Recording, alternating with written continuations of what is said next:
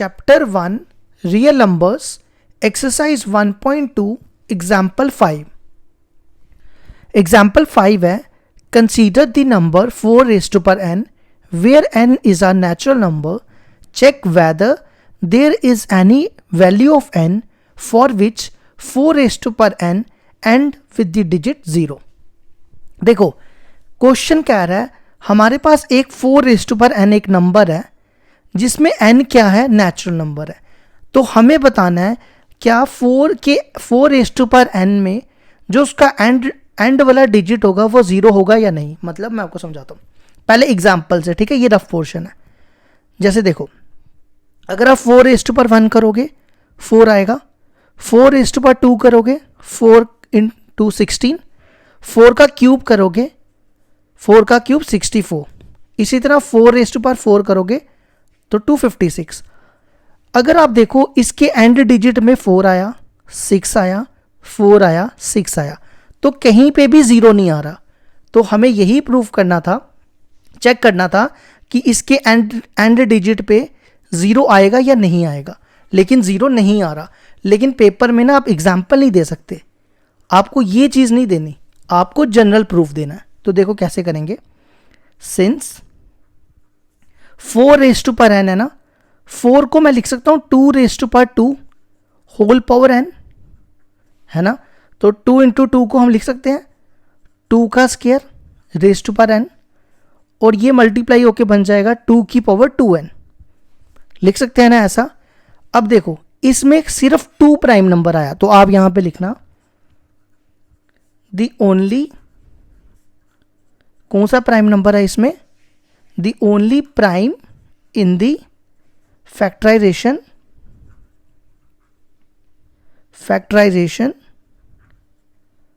Of 2 raised to power n, sorry 4 raised to power n is 2. तो इसमें सिर्फ एक प्राइम नंबर आया.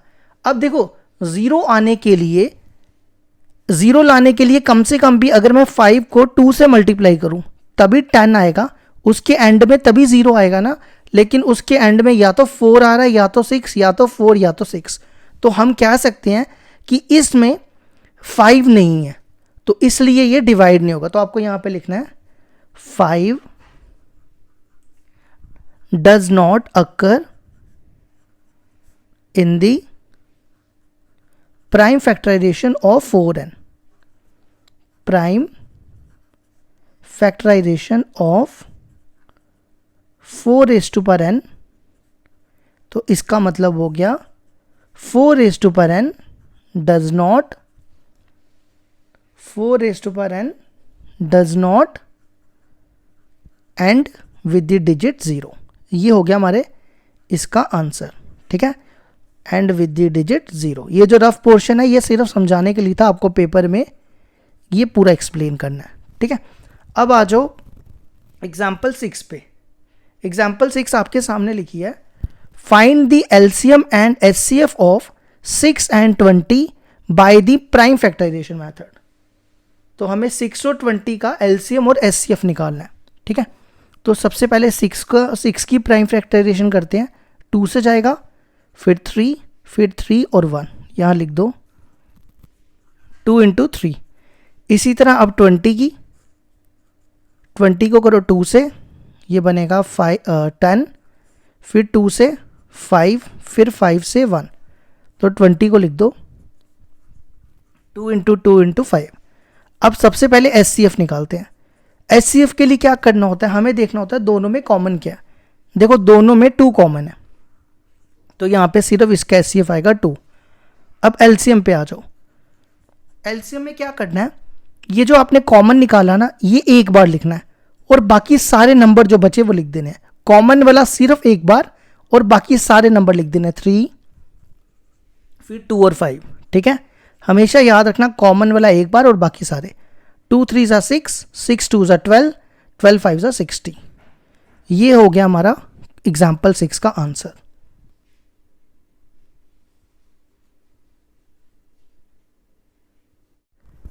एग्जाम्पल 7 है हमारे पास. Find the HCF of 96 and 404 by the prime factorisation method, hence find their LCM. देखो हमें 96 और 404 का SCF निकालना है। तो देखो कैसे करेंगे, पहले 96 की प्राइम फैक्टराइजेशन कर लो, ये जाएगा 2 से, 2 4 ज़ा 8 48, फिर 2 से 24, 2 12, फिर 2 6, फिर 2 और फिर 3। तो कितने 2 आ गए, 1 2 1 2 3 4 5, हमारे पास आ गए 2⁵5। तो यहाँ पे लिख दो 2⁵5 इंटू 3। अब आ जाओ 404 पे,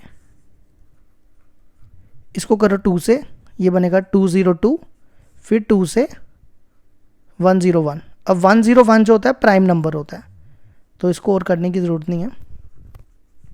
तो ये 101 यहाँ लिख दो, ये 2⁵2 और 101। अगर आप देखो इन दोनों में कॉमन क्या है, यहाँ पे 2⁵5 है और यहाँ पे 2⁵2 है, तो दोनों में कॉमन आ जाएंगे 2⁵2, वो हो गया 4। ये आ गया हमारा SCF। अब देखो अगर आप LCM ना पुराने वाले मेथड से निकालोगे, जैसे मैंने इससे पहले वाले क्वेश्चन में कराया, तो गलत हो जाएगा, क्योंकि यहाँ पे लिखा है हैंस, इसका कुछ मतलब होता है हैंस फाइंड देयर LCM, मतलब हमें क्या करना है, ये जो हमने निकाला ना, इसको यूज़ करके हमें LCM निकालना है। तो देखो हमने ये फॉर्मूला पढ़ा है ना, SCF into LCM is equal to product of 2 numbers. अगर आप LCM निकालते हो ना डायरेक्ट मेथड से, तो वो गलत हो जाएगा, क्योंकि फिर आपने तो इनको SCF को तो यूज़ ही नहीं किया। समझे मेरी बात? तो देखो SCF 4 दिया हुआ है और LCM और प्रोडक्ट ऑफ 2 नंबर्स है हमारे पास 96 और 404।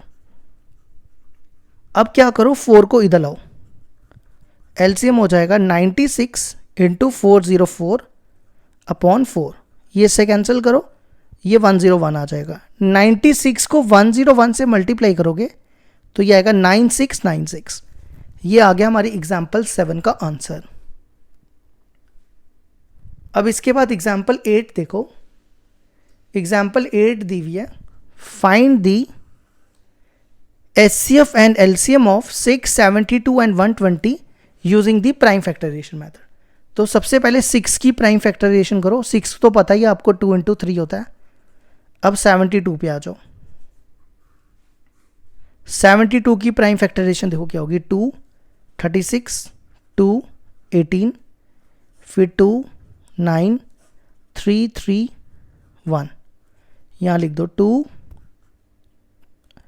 2 3 3। अब आ जाओ 120 की, इसी तरह 120 की भी कर लो, 2 60, 2 30, फिर 2 15, 3 5 5 1, 2 इंटू 2 इंटू 2 इंटू 3 इंटू 5। तो सबसे पहले SCF निकालते हैं। देखो तीनों में क्या कॉमन है, देखो तीनों में ये 2 कॉमन है, एक बार लिख दो, और तीनों में देखो 3 कॉमन है।